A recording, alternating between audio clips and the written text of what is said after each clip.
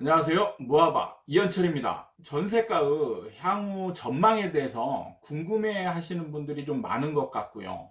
그리고 최근 뉴스를 보면 분양가 상한제의 실시로 인해서 신축 아파트의 공급이 줄어서 전세가가 등할 것이다, 이런 전망들이 좀 나오고 있고요. 아니다, 강동구의 입주 물량들로 인해서 역전세난이 벌어질 것이다, 그래서 향후 전세가는 떨어질 것이다, 이렇게 보는 전망들이 엇갈리고 있어요. 그래서 전문가들이 이렇게 얘기하니까 많은 분들이 전세가의 향후 전망에 대해서 굉장히 혼동스러워하는 상황인 것 같습니다. 그래서 제가 오늘 향후 전세가의 전망에 대해서 좀 자세하게 짚어드리도록 하겠습니다. 사실 갭 투자를 하면 위험하다라는 영상에서 이미 현재 전세가의 전망에 대해서 언급을 한 것이 있는데요, 약간 부족한 부분이 없지 않아 있기 때문에 이것과 조금 약간은 겹칠 수도 있어요. 겹칠 수도 있지만 전체적인 향후 전망, 그리고 전세가에 향후 미치는 영향들, 요소들을 좀 더 폭넓게 짚어보도록 하겠습니다.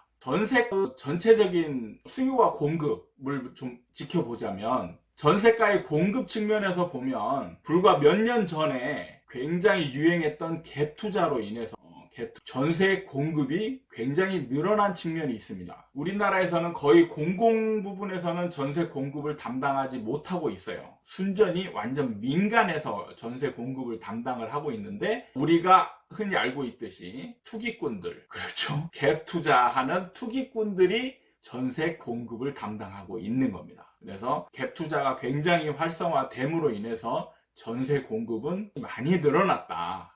그리고 무주택자였던 분들 중에서 일부 자가로 전환하면서 수요가 일정 정도 줄어들게 되죠. 그러면 지금의 수요 공급 측면으로 봤을 때는 갭 투자로 인해서 전세 공급은 충분히 이루어졌고, 일부 자가로 전환이 되어서 수요도 줄어들었어요. 그래서 지금 전세 시장은 안정세에 있어요. 안정세에 있는데 왜 이렇게 자꾸 조금씩 출렁이는 모습들이 보이냐, 이게 여기에서 중요한 포인트들이 있는 거예요. 원인에 대해서 잘 알지 못하고 단순히 분양가 상한제로 인해서 신축 공급이 줄어들으니까 이런 걸로 인해서 전세가가 올라갈 것이다, 이렇게 예견하는 거는 정말 어떻게 볼 때는 참 한심하다는 생각도 들기도 하고요. 분양가 상한제는 아직 실시도 안 됐고요. 그 다음에 그로 인해서 신축이 줄어든 것도 없어요. 근데 그로 인해서 전세가가 상승했다, 이거는 진짜 말도 안 되는 거죠.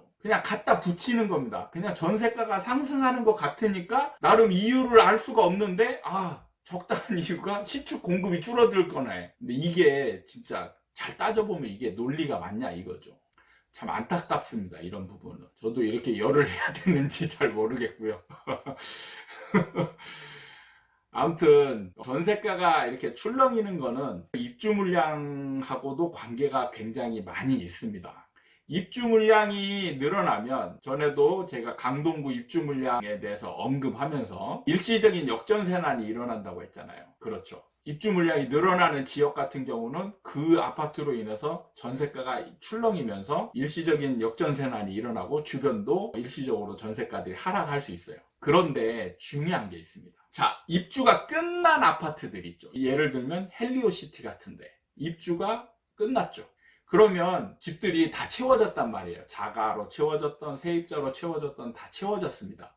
그리고 전세가는 어느 정도 주변에 비해서 좀 다운된 상태죠. 그러면 이제 공급이 없는 거예요. 이 헬리오시티에는 공급이 없어집니다. 그럼 이제 매물들이 줄어들면서 이제 서서히 전세가가 오르기 시작합니다. 정상가를 찾아가는 거죠. 그런데 문제는 이게 지금 통계로 보면 이제 올라가는 것처럼 보이는 거예요. 충분히 이해되시죠? 입주 아파트들이 입주를 하고 나면 일시적으로 전세가 하락했던 게 전세가가 다시 이제 제자리를 찾아가는 과정으로 지금 가고 있거든요.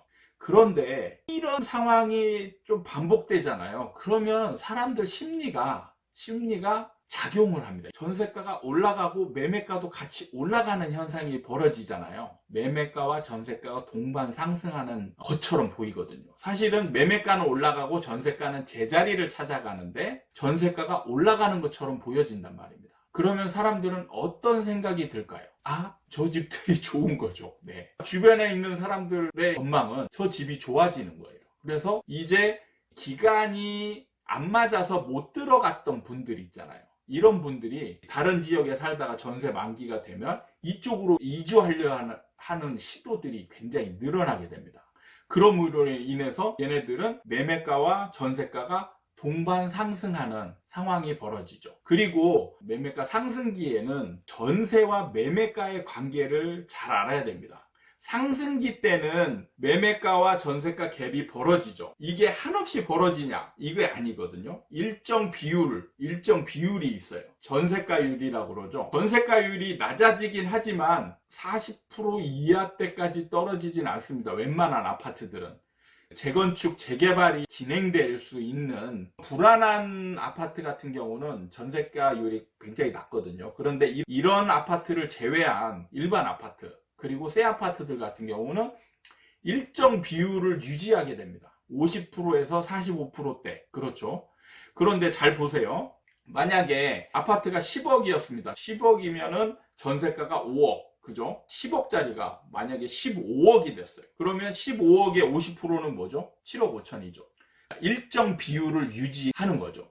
이게 왜 그러냐면 임대인도 아파트 매매가가 올라가고 전세가는 조금씩 올리게 되는 거예요. 그러면 임차인들도 매매가가 상승했기 때문에 일정 비율의 전세가들을 인정하게 되는 겁니다. 그리고 올라가는 듯한 모양새가 지금 나타내고 있잖아요.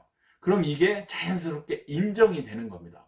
그러므로 해서 일정 비율을 유지하게 돼요. 전세가와 매매가 비율을 보면 그 범위를 크게 벗어나지 않아요. 그러니까 상승기에는 매매가가 전세가를 견인하는 역할을 어느 정도 하게 됩니다. 그러니까 지금 매매가가 급등하잖아요. 매매가가 급등하면 전세가도 그 비율을 따라서 어느 정도 상승하는 흐름이 보여진다. 이겁니다. 그래서 강남의 지금 일부 세대들은 전세가가 상승하는 세대들이 있어요. 지금의 전세가의 향방은 어떠냐? 전체적으로는 공급이 늘고 수요가 줄었기 때문에 안정세에 있습니다. 새 아파트나 아니면 그 새 아파트가 입주했던 일부 주위 아파트들은 다른 아파트에 비해서 전세가가 일시적으로 떨어지죠. 그리고 제자리 찾아가는 과정이 있습니다. 그런데 이 제자리 찾아가는 과정이 뭔가 올라가는 듯한 모양새를 취하는 거죠. 그럼으로 인해서 사람들의 인식 속에서 이게 인정이 되면은 거기에 동반 흐름이 보이게 되는 거죠. 그리고 매매가가 많이 상승하면서 전세가도 같은 비율로 상승하는 그러한 모습들이 나타낸다. 그러니까 인기 있는 아파트들이 매매가가 크게 상승하면서 같이 전세가도 상승한다. 이해되시죠? 이해 안 되시면 말씀하시면 됩니다. 매매가가 상승하고 전세가가 같이 상승하는 아파트가 있고, 그 다음에 매매가가 크게 상승하지 않는 아파트들이 있죠. 나홀로 아파트라든지 아니면 뭐 빌라라든지 이런 것들. 매매가가 크게 상승하지 않는 주택들 같은 경우는 전세가도 고정이거나 아니면 하락하는 경우들도 있어요. 그러니까 지금 경기도 같은 경우는 신축이나 크게 상승하는 아파트들 말고 구축들 같은 경우는 전세가가 오히려 하향 안정화되는 흐름을 보이는 아파트들도 꽤 많을 겁니다. 이게 나중에 폭등이 진행되면 경기도의 신축들도 올라가고 구축들도 올라갈 거거든요. 그러면 이때 얘네들도 같이 전세가가 동반 상승하는 그런 흐름을 보일 겁니다. 이해되시죠? 전세가에 대해서 향후 전망을 한번 짚어봤는데요. 이게 흐름 속에서 공급이 어떻게 이루어졌고 그 다음에 사람들의 심리가 어떻게 변하고 이런 거를 연결선상에서 바라봐야지 어떤 요인 하나를 뚝 띄워가지고 이걸로 인해서 뭐 오르락내리락 걸린다 이렇게 보시면 절대 안 됩니다. 항상 흐름 속에서 있는 거예요. 흐름 속에서 자연스럽게 진행이 되는 거예요. 그 흐름을 읽어야 됩니다. 그래서 그게 사이클이 되는 거고 원인이 되는 게 대중심리예요. 그 흐름을 잘 읽어야 됩니다. 그냥 뭐 어떤 현상만 잘 맞춘다고 이게 전문가가 아니에요. 그거는 사실 아무나 할 수 있는 겁니다. 실제로. 여러분들도 그런 거는 충분히 할 수 있어요. 가장 중요한 거는 흐름 속에서 그리고 매매가와 전세가의 관계 속에서 어떻게 영향을 서로 주고받고 할 것이냐 이겁니다. 그게 가장 중요한 거예요. 오늘 전세가의 향후 전망에 대해서 살펴봤고요. 편안한 하루 되시고 또 다음에 찾아뵙도록 하겠습니다. 감사합니다.